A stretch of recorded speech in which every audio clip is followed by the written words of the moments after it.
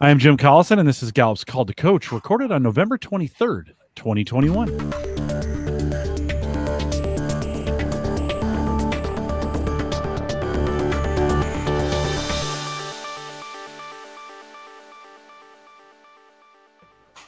Call to Coach is a resource for those who want to help others discover and use their strengths. We have Gallup experts and independent strengths coaches share tactics, insights, and strategies to help coaches maximize the talent of individuals, teams, and organizations around the world. If you're listening live, love to have you join us in our chat room. There's just a link right above us up there to click on that.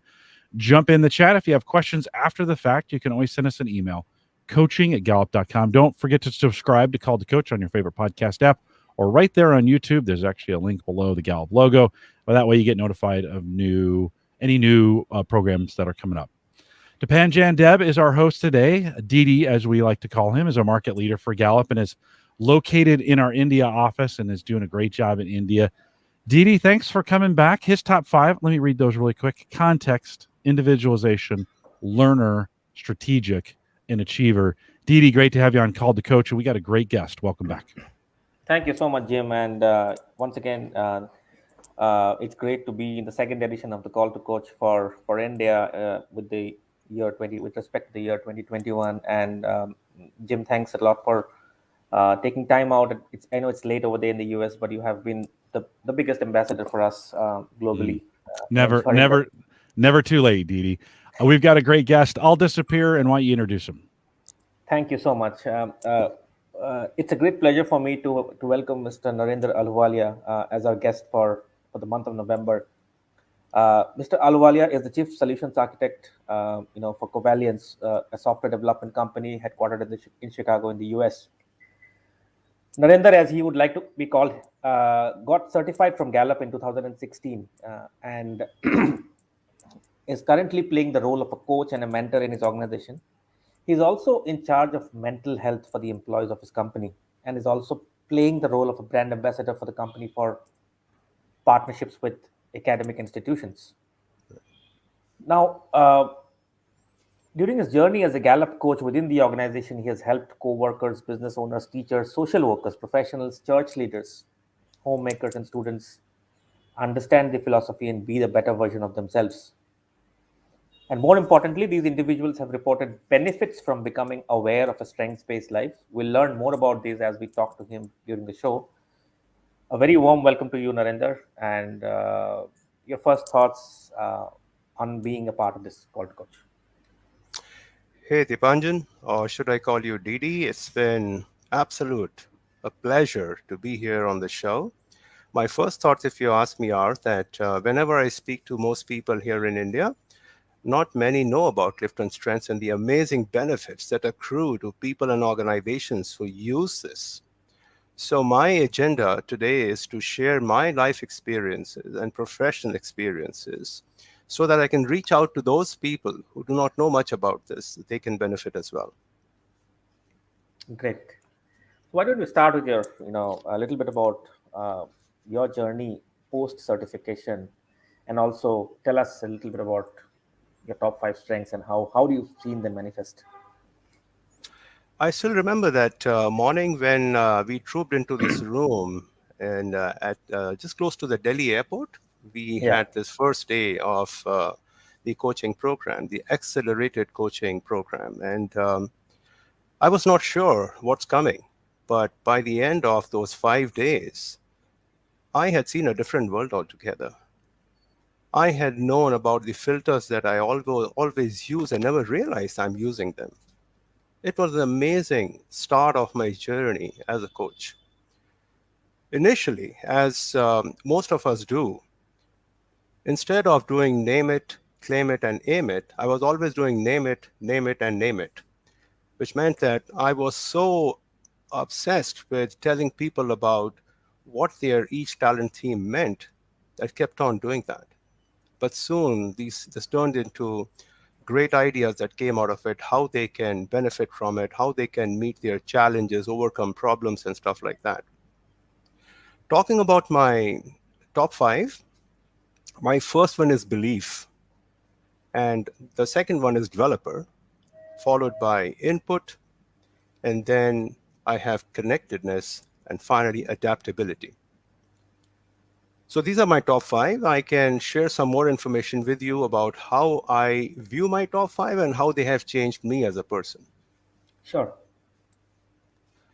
So talking about belief, it was in the year of 1990, in the month of March. My wife Rani told me that her sister Ritu is getting married. Oh, I was very happy to hear that. I immediately called up my father-in-law. I told him, Dad, congratulations. Rani just told me Ritu is getting married. He thanked me, but I could sense a hint of concern in his voice as he responded. I asked him, Dad, what's wrong? Can I help you in any way? He said, Well, the thing is that the groom's parents are wanting dowry, and I'll have to raise a loan to do that. So, for those of you who do not know what dowry is, there is a practice which is not very popular anymore in India. It used to be very popular in the past, wherein when a girl gets married to a boy, the girl's parents are expected to pay some money or other things to the boy's family or to the boy. But this is fading out now. So since this was back in the day, so it was quite strong at that time. And then what happened was, when I heard this, instantly I felt a lot of disrespect for Ritu's would-be husband. But fast forward, today, this family, Ritu and her husband, are well settled. They have two beautiful daughters. They live in New Jersey. And I realized that I became polarized from Ritu's husband because of my first talent theme, which is belief. I had a very strong value system because I did not, and even today, I do not believe in the practice of dowry. So I got polarized. But when I went through CliftonStrengths and I understood that this was one of the basements I had, I now understand that it was the culture which was driving this, not that Ritu's husband was a bad guy. He's a great guy. They have a great family. So now I have understood that although I have my values, but I should look at values of other people in a positive light. So that's my belief in a mature form playing role in my life today. Similarly, on a similar footing, if I talk about my second talent theme, which is developer. So since I live in Chandigarh, so what happened was, this was way back in 2009, I suddenly had this idea of identifying the athletic ability of kids in the neighborhood. So I said, hey, kids, why don't I organize a cricket match for you? So they said, wow, that's a great idea. Now, the problem was, for those of you who do not know what cricket is or what kind of a playing field cricket needs, just to give you kind of a perspective on this, a soccer field measures 7,500 square meters, whereas a cricket field measures 17,000 square meters. So there was this big government school nearby, and I went and met the caretaker over there, and I requested him to allow us to have this match in his ground.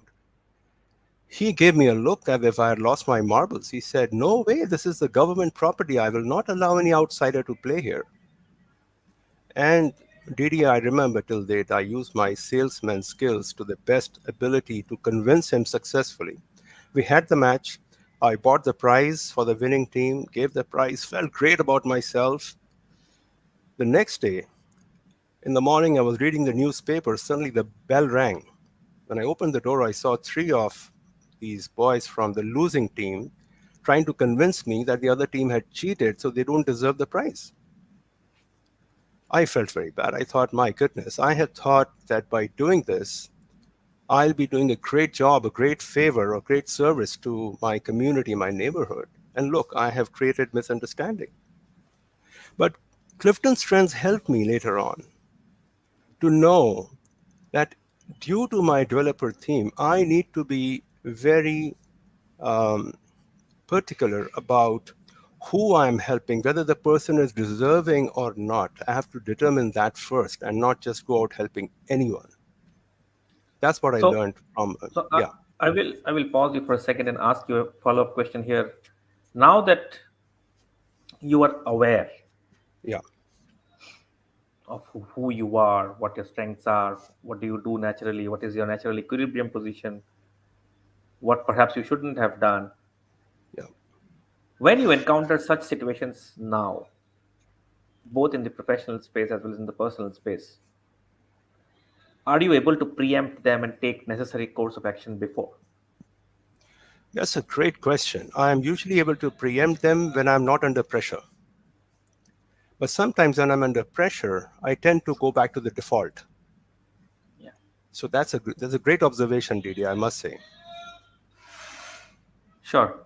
So you can continue with the next Sure, three. sure, sure. Yes. So the next one is Legacy stories input. around how they manifest. Yes.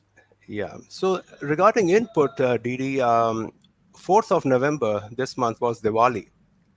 And Diwali is a very big Indian festival. People light their houses with colorful lights, and firecrackers go off, and there are people wear new clothes, exchange gifts, and so on and so forth.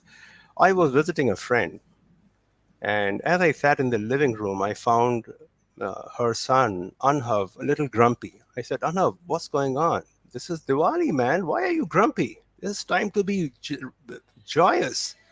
He said, well, my dad threw away all the broken wall tiles I had collected from the neighborhood parks. I felt so bad for him. He's just 9 years old. But I was taken back in time because as a kid, I had this habit of collecting different shapes and sizes and colors of stones. And one day I remember my mom gave me an ultimatum. She said, Narendra, if you don't throw these out, I'll have you sleep in the living room for the next 1 month. And so I had to say goodbye to my beauties, and I felt very bad about it. But later on in life, I kept on collecting different kinds of things, almost like a junkie. It's only when I learned from CliftonStrengths that this is input working in me and in my life, in my way of behavior, that I now understand that if I were to collect stuff, it should be stuff which is useful to me and to others. For instance, I collect books, which I share with other people who are deserving, who want to learn. And Didi, the next one which I can think about is about connectedness. To tell you about connectedness, I'll have to take you to the last century. This was the summer of 1980. I was visiting Chicago at that time, and I was at the Rotary International's very big function going on there in Chicago, and I was there as a guest. I had a friend whom I had met in Chicago, not a very old friend. So suddenly he turns to me and says, "Hey, Narendra, it's getting boring here. Let's go out somewhere. Let's do some sightseeing." An inner voice told me that's a bad idea. But as you know, Didi, I was young, I was brash, I didn't realize. I just stepped out and I followed him. In about 45 minutes, this guy turns around and says, "Hey, I want to go back to my hotel. I can't take you there, but I have to really, really go. I have just recalled something very urgent." Now, I was in a big city all by myself without a dollar in my pocket because I was traveling with my uncle who had all the money. I still thank that chartered bus driver who dropped me to my hotel absolutely free of cost. But that taught me a big lesson. So today, when I look back at that and I see it in the perspective of CliftonStrengths, I realize that I have this inner voice that prods me on, that helps me to take decisions, helps me to get into action. But what I do today, I listen to it. And mostly, that voice has been very constructive, useful, and positive. As a young guy, I had no idea that why this voice is there and what should I do about it. Great. So And did he? Yeah, you have, I think, one more yeah, yeah. top.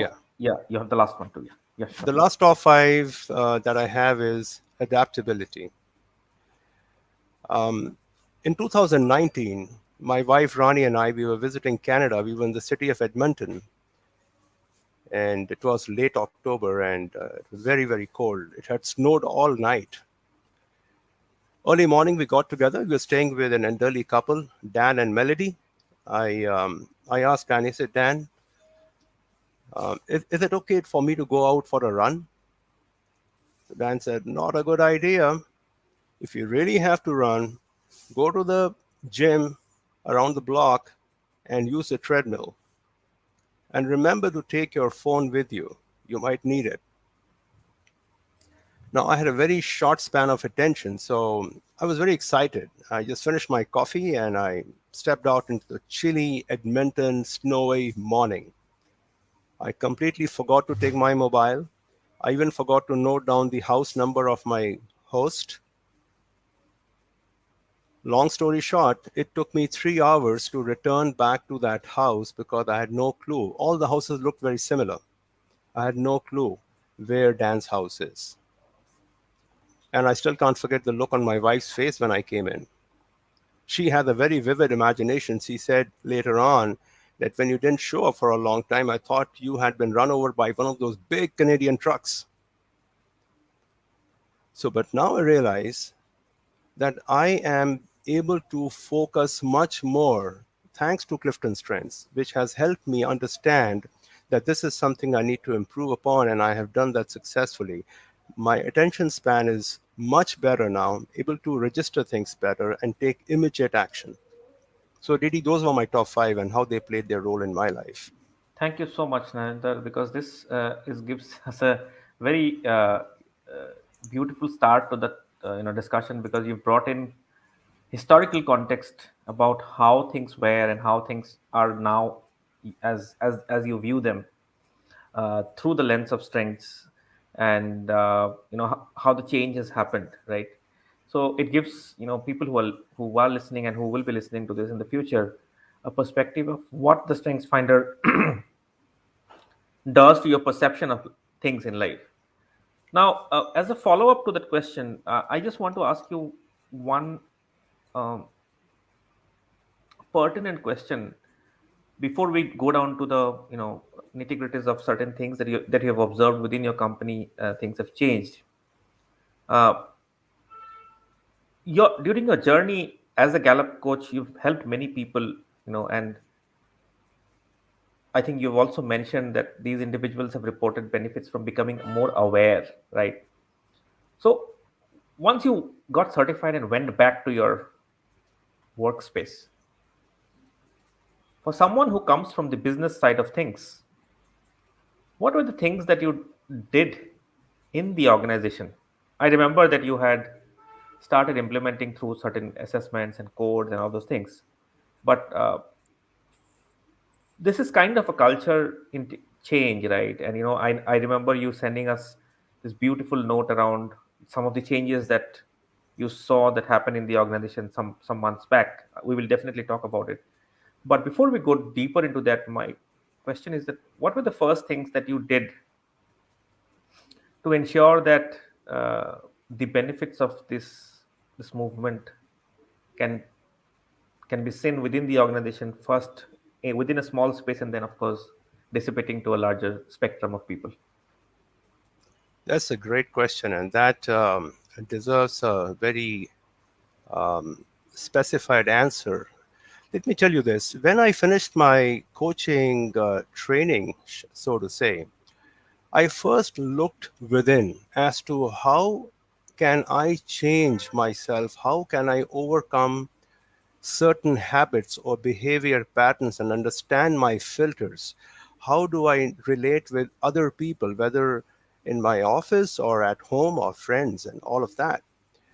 Then from there, I expanded that to how others can benefit from it. So, one of the things which caught on to me very strongly was, in order to make this successful in my company, in order to completely embrace the idea of strengths based work or strengths based life, I need to make strengths language a common language in my organization. So, what we did, interestingly, we set up certain kinds of book studies within the organization. For example, we talked about the different talent themes we have in CliftonStrengths and what they mean. And we got books from The Market, written by Marcus Buckingham, First Break All the Rules. And so those books gave us a pretty good perspective. And you would know this pretty well, that Marcus's book talks about the Q12. And Yes. so all of those things were done with a specific intent of helping my co-workers and managers to understand that, you have been doing things in a certain way all this while, and you have had conflicts, you have had challenges, you have given up, you have been frustrated. So let me show you a new way of catching people doing things right instead of finding faults in others. So the entire concept of positive psychology, as propagated by Dr. Donald Clifton, we brought that in. When I say we, I mean Jennifer, my CEO's wife, and myself. We were the two people who went in for coaching Yes. for CliftonStrengths. So we then planned that and brought it in. And ever since, we have been helping all of the employees who are interested. One of the things that we have done in our company is we don't force people to come in for coaching. We let them have that hunger and thirst for it. Because it's like two guys get coached and then they go and talk to their friends and say, hey, this is great. I used to think about this in this manner. Now my perspective has changed and I feel much better. And what we are finding is more and more people have embraced this idea. Followed by that, Didi, we started doing something called games and quizzes around strengths. We have an amazing employee. She is the office manager and employee engagement manager, Chitwan. She is gifted. I mean, her first one is Maximizer. So she is gifted in this area of giving you an experience that you will remember for a long time. So she brought in all the matter about CliftonStrengths, which Jennifer and I helped her understand. And these were wonderful quizzes. They were around Bollywood personalities. We used to talk about different movies. Okay, in this movie, this hero, this heroine, what kind of personality traits were those? What kind of strengths were being shown there? Then it became very interesting to them. Because if it's just bookish knowledge, that, oh, you must remember strategic means this and analytical means this and, restorative means that, nobody remembers that. When you connect it with something which they like Bollywood movies, Mm. masala movies, then it becomes interesting.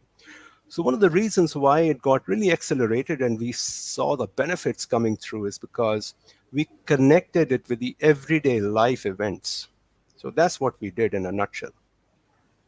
That's a very powerful, that's a very interesting and rather practical way of, implementing this, because we tend to, associate things with what we follow, right? So even if you're teaching something to a kid, or you're teaching something to a new person, the way you can explain it is you can correlate with something that he or she can, relate to. Very So well observed. Yes. now, as we go down deeper to your, it's about 5 years, almost more than 5 years since you got Yeah. certified and you've been applying this, right? I also understand that you are in charge of the mental health for, employees within your organization, and we and mental health has reached a state where, it's become a very, very important part of our lives, and how we navigate this. So, you know, have you seen any difference of people, the moment they start applying, uh, strengths around things that they like to do, or around things that they're naturally good at doing? Have you found any, correlation, or have you found any observation in your role, in your role as a charge of mental health, where the strengths finder has come into the picture? Awesome question. I was waiting for you to ask this one. I definitely have a real life example, and I have taken my coworker's permission to use his name on this. So this is Rakesh, and Rakesh was always suffering from anxiety. So when I spoke to him as a coach, I asked him, Rakesh, how do you view your team? Because he's a project coordinator, so he has a lot of people who report to him. So he said, I am really frustrated because when I tell the team to do certain things in a certain way, they tend not to do that in that manner, and they tend to have their own ways of doing things. They don't listen to me, they don't respect me. When we went a little deeper, Didi, what we discovered was that Rakesh had this feeling that each and every person working in his team is a clone of his. They think exactly the way he thinks, they view life exactly the way he views. Then, when we explained to him the fundamentals of CliftonStrengths and how each one of us is different and we use different filters to view and process information, that was an aha moment for him. And that same Rakesh today is a much better manager. He now understands how other people are different and how other people can achieve the same result in their own style, in their own process, in the method that they want to use because their filters are different. So that's a great example, a living example in our company. Great, I have one more great. if you want more. No, I think you've actually very lucidly explained the way it helped him or affected him positively Right, from what he was going through, right? right. uh, One question for you is the fact that you also mentioned to us, some of the changes that you saw is the fact that employees are aware of their potential and work in harmony within interdependent teams, of course, which is what the Strengths Finder talks about. Yeah, So, can you little bit explain to us or share with us a few examples sure. around the fact that how collaboration within teams has become better? Because you guys are a software development organization, and where you would need a lot of interdependency on teams functioning together to create productive output. So and also the fact that now, of course, we're still in the pandemic times, and Yeah, how this is manifested both pre-pandemic as well as during the pandemic times, where people have been working in the virtual environment. right. So let's start with the pre pandemic times. Um, we have a practice lead by the name of Vivek. So Vivek has activator, intellection, and three other strengths. But I talk about activator and intellection because that dovetails into your question. Vivek used to be always ready to take action without thinking through. And his intellection gave him a lot of ideas how to do things, and he used to be convinced that this is the best way and just get into it. Now, what that used to do, many a times, the decisions that he took were not in accordance with what the team wanted or what others in the team felt. When he was coached, when he came to know about CliftonStrengths and how this works and what does intellection mean for him and what does the activator theme means for him, and he could then himself decipher as to which are the areas he needs to change. And I was talking to him last week and he said, Narinder, now whenever I have to take a decision, I definitely give it a thought. I think through the whole thing, but then I ask my team, how would they want to do this? And one of the people in his team has deliberative. So he now understands that I can utilize the talents of the deliberative person to think through before I take an action and jump into the fray and start doing things and later repent.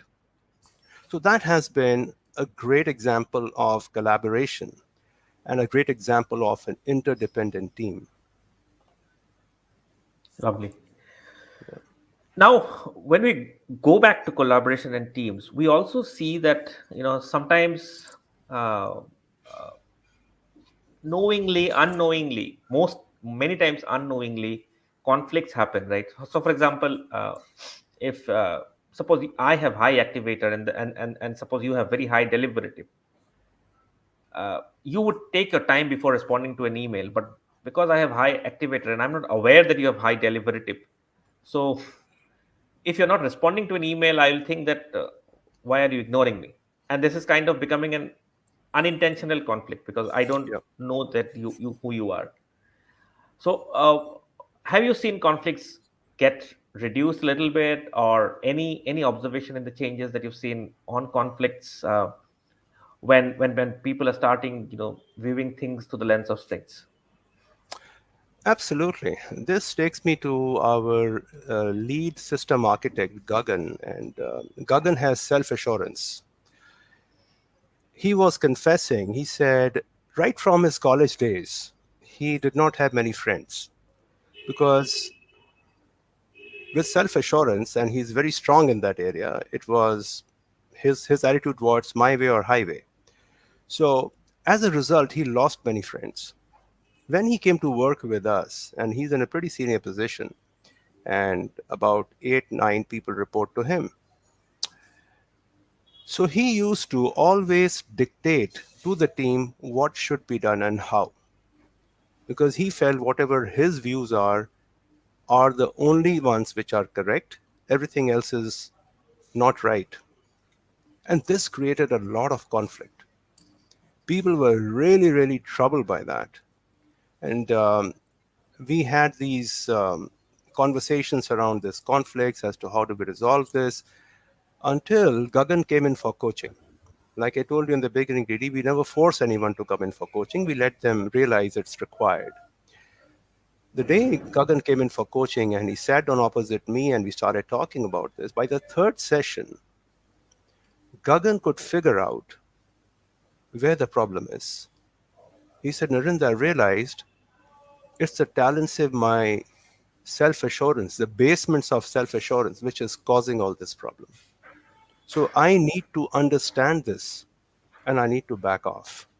I need to give other people a voice to speak and make their opinions important to me. I hear them out and listen to them.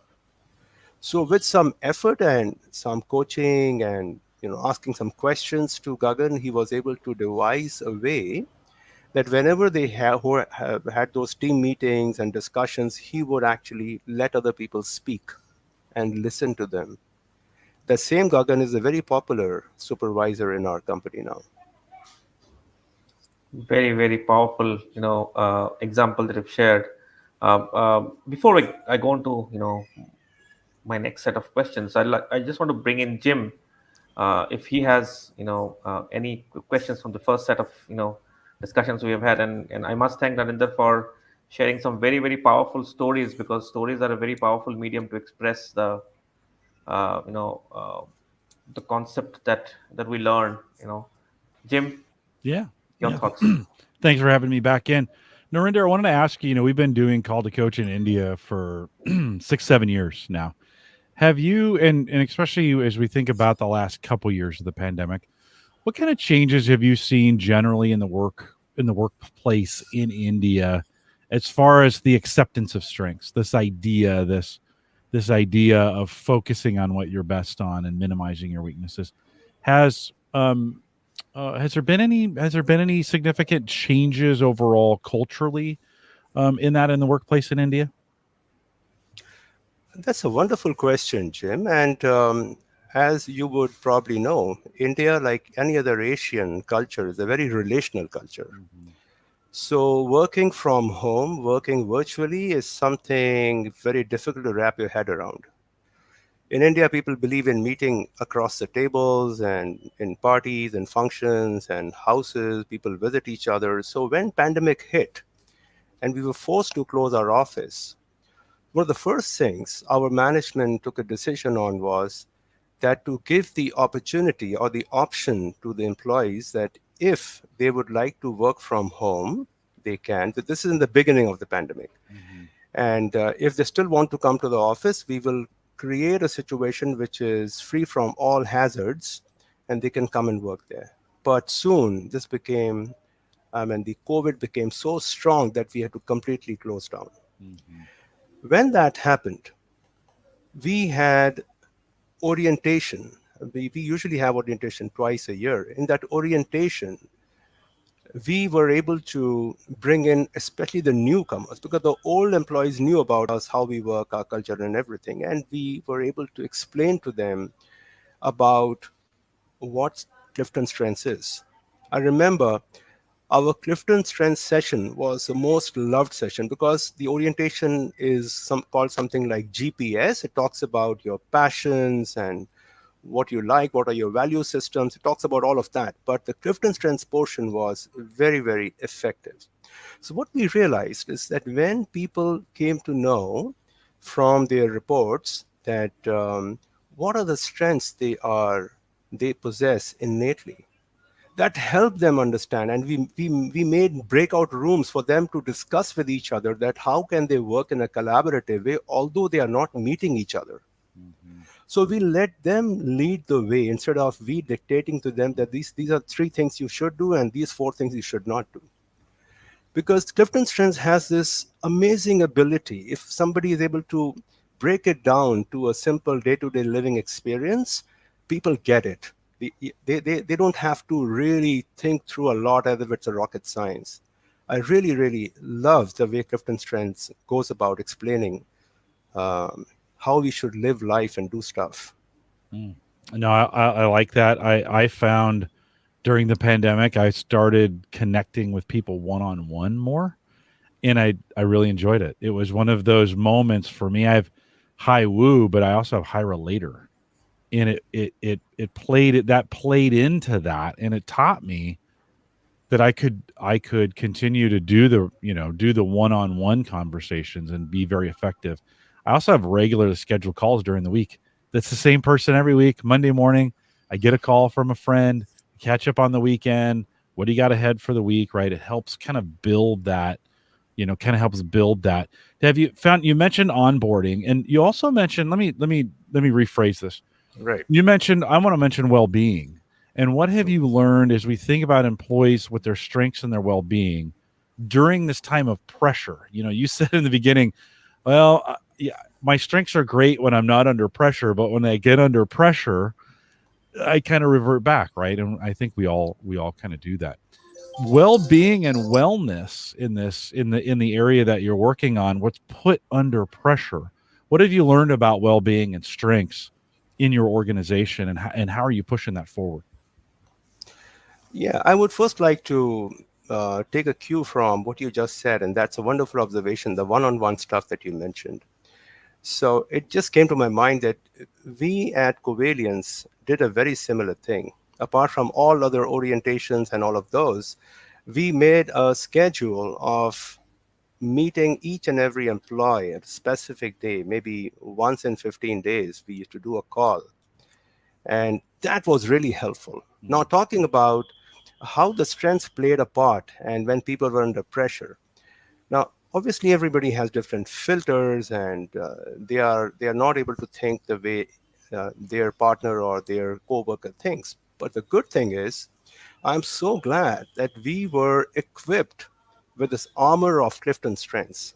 Mm, Why call it an armor? Because it helps you to break down behavioral patterns of your coworkers, makes it so easy to understand.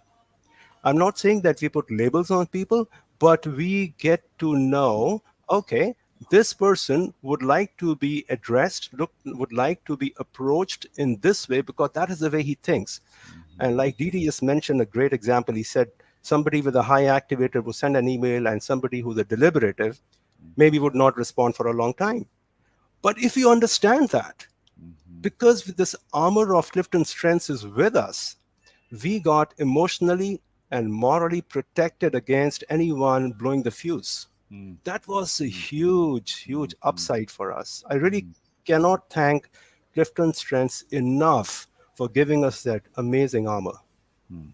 That's good to hear. One of the things I like about DD is he has context and individualization, and that makes for a great question asker.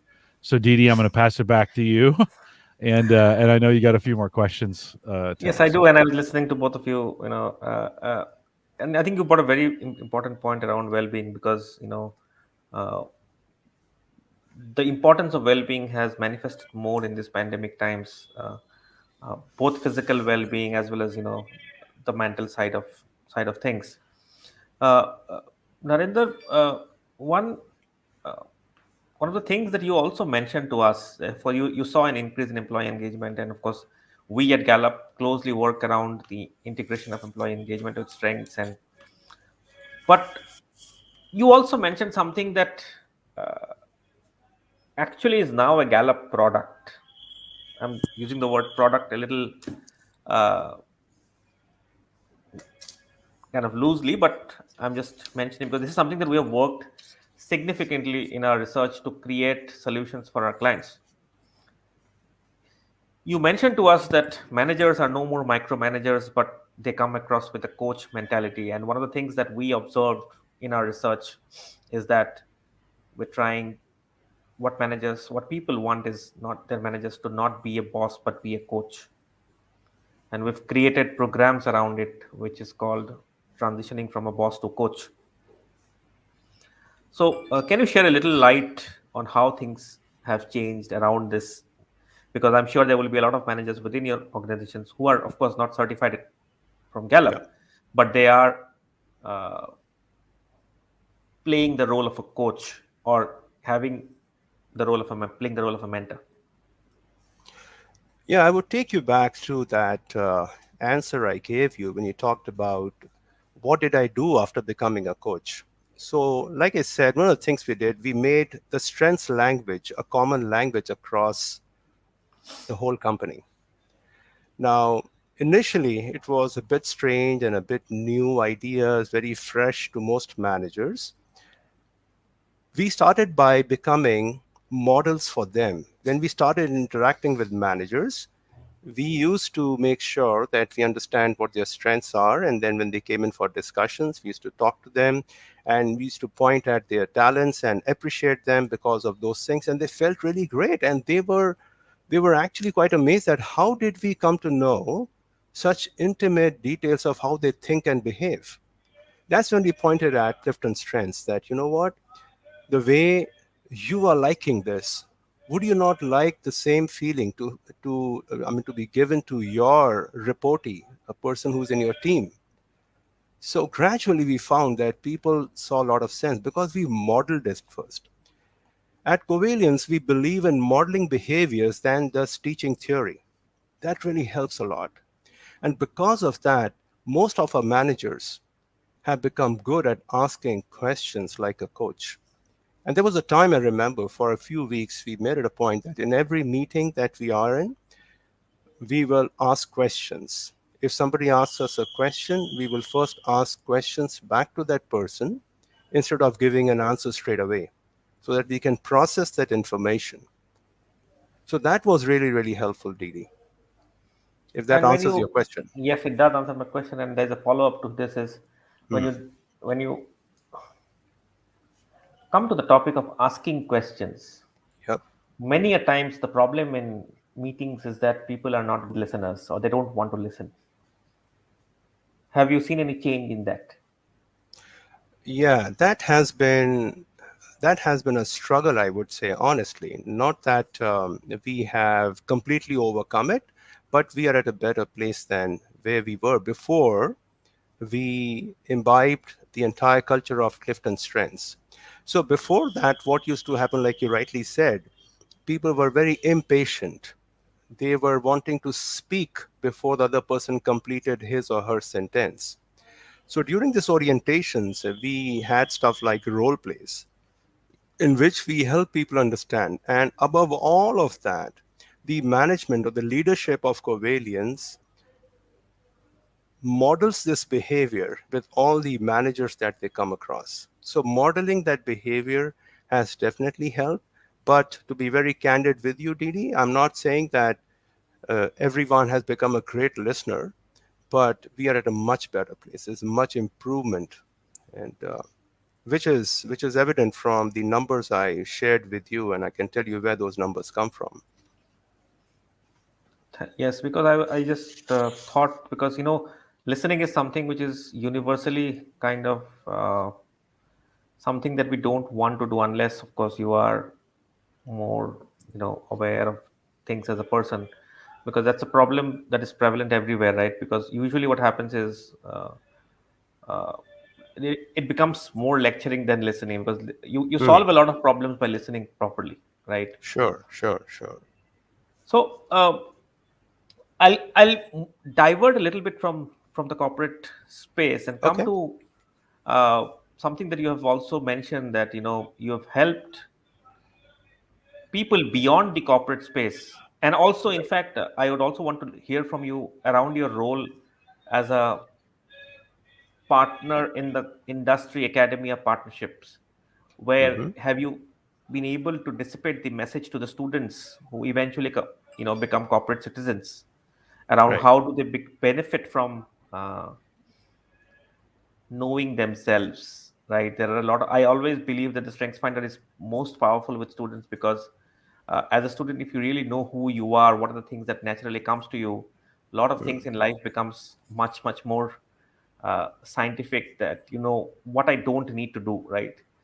It eventually manifests in the things that you do as a student. But uh, your any examples or any observations you've seen in your role in uh, with the academia.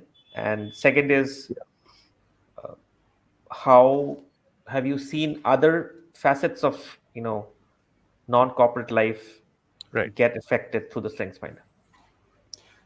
That's my favorite question, I must tell you that. Why it is favorite is because whenever I get to speak at various universities, a specific example comes to mind. 4 years ago, I was invited by IIM Rohtak to be a keynote speaker for their HR conclave.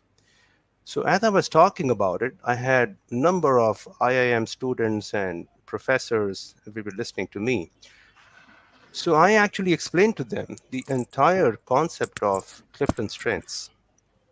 And to my astonishment, that while I was talking to them, they were busy on Twitter talking about this all over, which I came to know later on. And it got on like a buzz. And many of these students, they requested me to accept their invites on LinkedIn, and they are till date connected with me. And sometimes they ask me questions and all of those, that how can we benefit from it? Some ask, how can we become a coach? Some ask, how can we get coaching? And even the professors, they said this is something very new.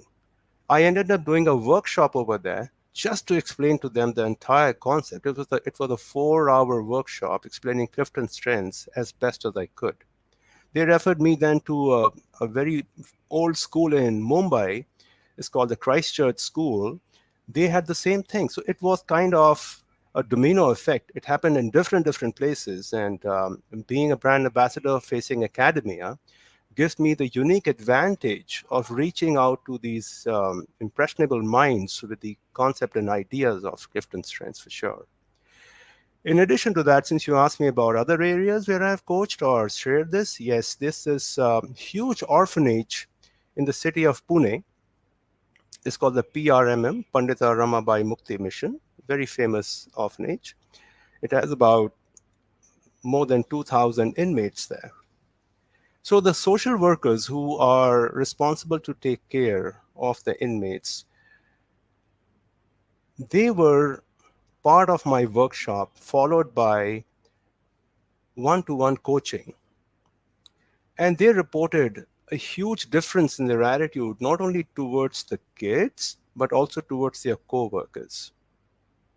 Inside that orphanage, there's a school which is up to grade 12. And the principal of that school, Mrs. Sujata, she went through coaching as well. And she was amazed. She said, if I had had the chance of going through this coaching when I was in college, I would have been a very different person.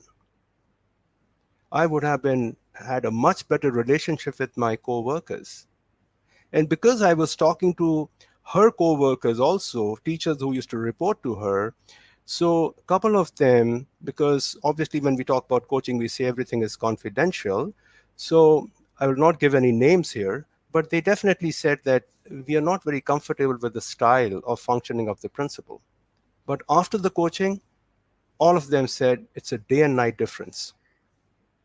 So that was very encouraging, that not only in the corporate world, but even in social circles like orphanages and schools and other places, CliftonStrengths does a magnificent job of helping people. Sorry, I was just saying that it's a very powerful message that Narendra has shared. Because how it impacts different spectrums of society. Jim, I know that you've seen a significant amount of the application of strengths in students, and your thoughts on what Narendra has shared, and any takeaways from that. Yeah, I think, Narinder, you can, chime in on this. I think sometimes we don't give students enough credit early. Like, I think we think they may not be ready for it, or they don't fully understand who they are, and they may not. But we have found, as we work with students, 15 to 21 in that kind of age group, that they're very capable. They just need to spend time talking about it. Like, Right. we need to spend a lot of time working through it, and not you stole my line in the beginning of the name it, and name it. Not telling them who they are, but listening to who they are through their dialogue. Would you add, in the work that you're doing with students, would you add anything to that as far as what you discovered they really kind of cling to? Yeah, what I discovered that students, when they are exposed to CliftonStrengths, they tend to analyze that and try to see how they can benefit in 3 areas of their lives. This is my general observation. The first area that comes to their mind is their career. That how can a specific choice of career can be aligned with my strengths, or the other way around, how my strengths can be aligned with the career that I'm thinking of, or should I think of something else? The second thing they think of is that how can I use my strengths and the strengths of my friends and others to form solid partnerships and collaborations, so that if we have an idea of a startup or something, what kind of a team should I gather around me? So they look at that very positively. And the third thing that they look at is that when they go back into their families, that, okay, I have had this grudge against my uncle or my dad or my mom or my elder sister. What was going on there? How do I analyze that? How do I break it? So those 3 areas are very helpful for them, because those are very important aspects of their lives at that point in time. I love that breakdown that when you really, I think we just need to give them more opportunities to learn and grow in that space. You had mentioned about listening. We were talking about that a little bit earlier. One of the things that's helped me improve my listening is learning how to ask really good questions. Like, in this job that I do, I can't just, I have to listen to be able to ask the next good question, right? And I don't know if that necessarily comes naturally. I think you have to be curious and really want to hear what the other person has to say, right? And then be ready to form the next question, not to teach, but to go deeper, right? I mean, for me, that's just made me a better listener. Narinder, would you add anything to that? Yeah, that reminds me of a talk I heard from Simon Sinek, where he talks about usually leaders, they are about me, right? Yeah. Whereas we should be having a giving attitude. To be a good listener, the first thing you need to develop is a giving attitude. That I'm here to give something, a part of me, part of my knowledge and experience to the other person, and not try to impress that person that, hey, I know more than you do, right? So if we have that attitude, definitely listening becomes a tad bit easier than otherwise. Yeah. No, I love that. I love that idea of giving into the relationship. I think we could spend a whole bunch of time developing strengths-based listening opportunities. How, based on what I'm good at, what are my listening styles? I've never heard somebody work through that. But Aditi, maybe that's the next project we can work on together. Absolutely. Strengths-based listening. Aditi, Absolutely. we have just a few minutes left. Any Yes, final questions? I have a final question to Narendra, and it's about the message that he has for organizations when they kind of start implementing StrengthsFinder from the beginning, right? And because the results will not show immediately, it will be gradual, right? It's a culture change, and it helps people to be the best version of themselves, and eventually you start looking at it through micro level changes, right? Like the examples you mentioned, right?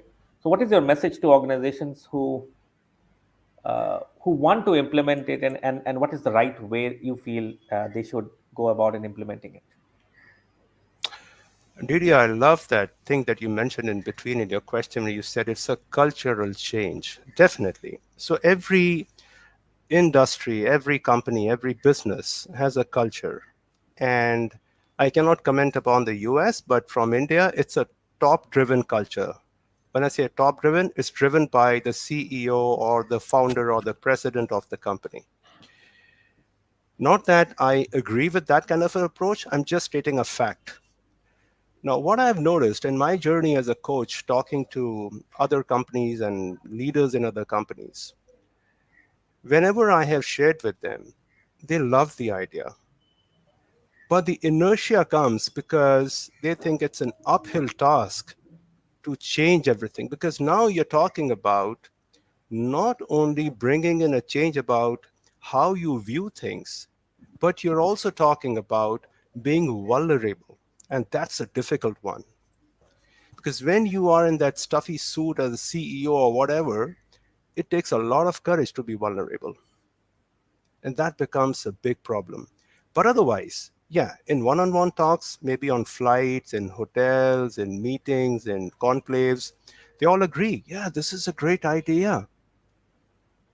So, this is what I was telling you right in the beginning, that I want that the industry or the business, at least in India, where I'm from, should start recognizing CliftonStrengths as a great gift to the industry leaders to change the way they do things for the better. And I can give them examples after examples of how this has helped our company. But then taking that question of yours further, Didi, I would like to also add my message to the industry leaders is that instead of trying to implement everything in one shot, find a coach near you, go through your coaching, feel that essence, feel that pleasure of knowing about yourself. Because if you know about yourself, every morning you set out on the right footing. Absolutely. That's my message to them. Look for a That, coach and please go ahead. that's a very powerful way end this. I think, Jim, this has been a very enriching discussion, especially from my perspective of knowing more about what he has done, Narendra has done in his personal capacity as well as in his capacity within his organization. So that's Uh, all from me, Jim. I agree, Narinder. Thank you for taking the time today to be a part of this and bringing the stories and the experience and all the wisdom to it as well. Thanks for joining us today. We appreciate it. You're welcome, Jim. Thank you. I'll ask Thank you, you. Didi. I'll ask you guys to hang tight for me 1 second. Just a couple quick reminders. One, lots of information and learning available now in the Gallup Access platform. You can get that gallup.com/CliftonStrengths for coaching, master coaching, or if you want to become a Gallup certified strengths coach like we've talked about here, you can send us an email, coaching@gallup.com, and then we'll help you get through that process of getting that set up. And you can find us on any social platform just by searching Clifton Strengths. And we want to thank you for listening today. If you haven't done anything, go ahead and subscribe wherever you're listening today so you make sure you never miss an episode. Thanks for joining us. With that, we'll say goodbye, everybody.